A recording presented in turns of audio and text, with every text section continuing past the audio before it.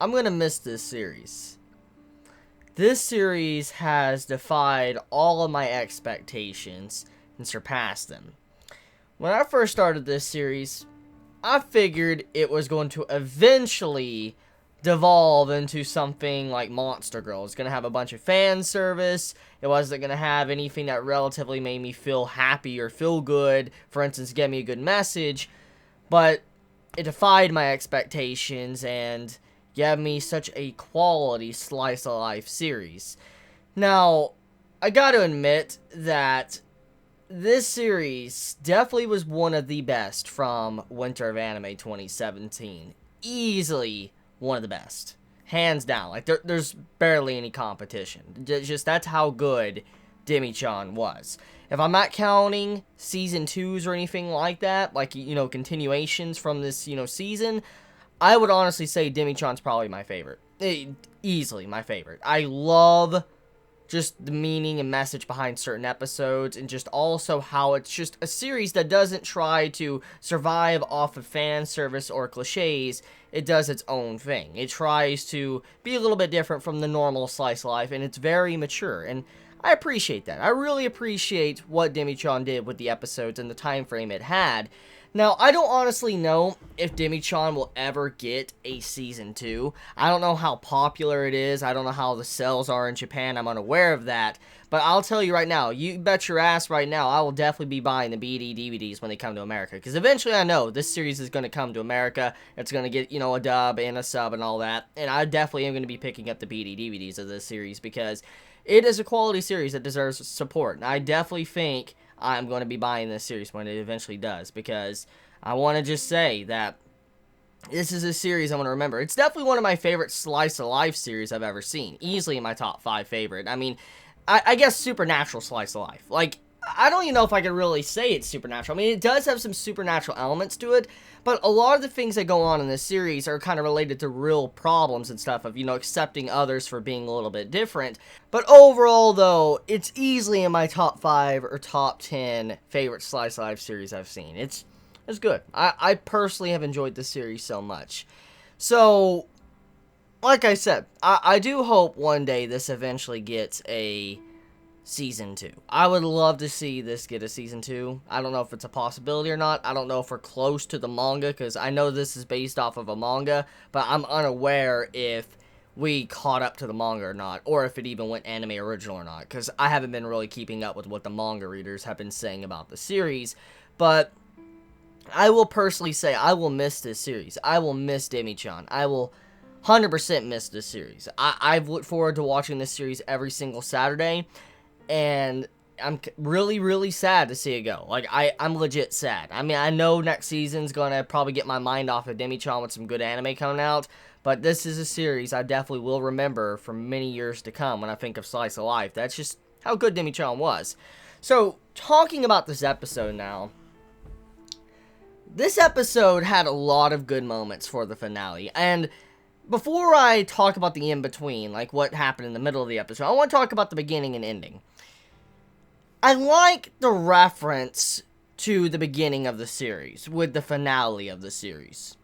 This beginning of the series opened up with Takahashi-sensei meeting Hikari, and they were kind of meeting at the school, and it was kind of late at night. And then I like how the finale of the series is pretty much the exact same thing, but the time is a little bit different. It's like a nice good parallel to the first episode of the series, and I really appreciate that. I really appreciate seeing kind of how the way the series began is exactly how it ended, and I love the connection between Takahashi-sensei and the Demis, but also how he's still like a good teacher to them. I mean, I love that finale of the episode when she's trying to sneak inside the building and all that, and he's like, you need to write your name, you're tardy. And she kept trying to, like, manipulate him or try to get out of shit, but he's like, you need to write your name. And I just was laughing my ass off. Like, the man is a good man. He's a really good dude. He's a really good teacher, but this man can be a hard ass about certain things. He's like, write your name down. Like, here you go. And I was just laughing at that finale. It was just a great way to kind of conclude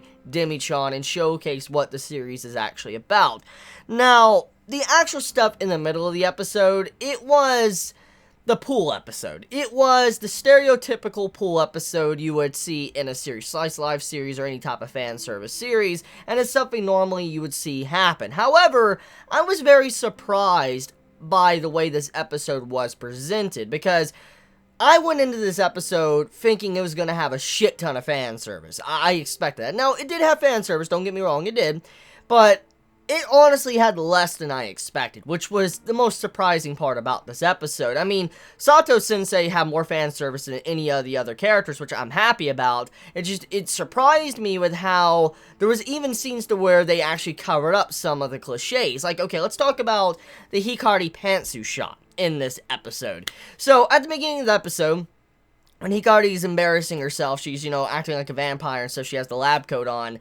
She apparently bends over, and apparently Takahashi Sensei's like, your pants are showing, but we don't get to see it. It's censored out. And I was like, yo, normally anime studios would be all fine with showing something like that because they want to get some fan service in. And it's something you normally see. And since this is a pool episode, I figured they would show something like that just because it's the pool episode. It's the final episode of the series, but they didn't do that. And I'm like, wow. But then they go all in with the Sato fan service, and I'm like, I appreciate this. I appreciate what they're doing here. I really appreciate that. And I also appreciate what Takahashi Sensei said, too. How he can never view his students as someone that, he could be in a relationship with, and he couldn't because he's their teacher and they're his students. And I'm like, bruh. Like, that is a really fucking good way to handle that situation, because many have been speculating, like, oh, eventually Hikari or Machi and all them, they're gonna grow up, and then they're gonna want to marry, Takahashi Sensei, and he's gonna be fine with that, but I'm glad he stated what he said in this episode. He's like, I can never think of them anything else but my students. It's just, that's off limits to be in a relationship with them. And then Sato Sensei implied, I can be with you, whatever, which, like I said, I've been shipping those two together since day one. But seeing how he stated that made me appreciate his character, but also appreciate the stance of this series to show that Takahashi Sensei does not view his students in any other way but as students, as people he can help and teach. And that, I think, was a great way to kind of, show us how good of a character Takahashi Sensei is, and how he's not easy to be manipulated or to get embarrassed about, certain things when it comes to his students, and why, it seems logical now he's definitely going to be getting with Sato Sensei before the series is said and done. When the final chapter of the manga comes out, Takahashi Sensei possibly being with Sato Sensei, it makes a little bit more sense now. So, let's talk about the fan service of Sato Sensei. So, Sato, oh my god. When she undid her, tracksuit and all that, and then her swimsuit and breasts just came out, the reaction of Satsuki when the man fell out of the tree. That shit was fucking good. Like, the man fucking died. Like, that man's heart stopped. Like, that man's fucking heart stopped. That man's heart stopped. Like, that man dead. Like, that man died. Like, he was sitting there watching Sato Sensei and all that, but all of a sudden he sees that and he just falls out. Like, okay, let's not even say he died to his neck breaking from hitting the ground so hard. The man died from his heart stopping. Like, the man legit died from seeing Sato Sensei like that. And I'm like, oh my god, that is just so good. Like, the way the man, like, the animation on that. The man just sitting there, he's like, oh, it just falls out of the fucking tree and hits the fucking ground. Like, that was good. Like, that was a really funny fucking scene. Like, that scene had me busting a gut. Like, I was just legit dying at that scene with how well done that was. But then Takahashi Sensei's reaction, he's like, he's just acting all strong-willed and shit. He's like, she's so sexy. And I'm like, fucking great. I fucking love that. That was just such a funny fucking scene of this episode. Oh my god.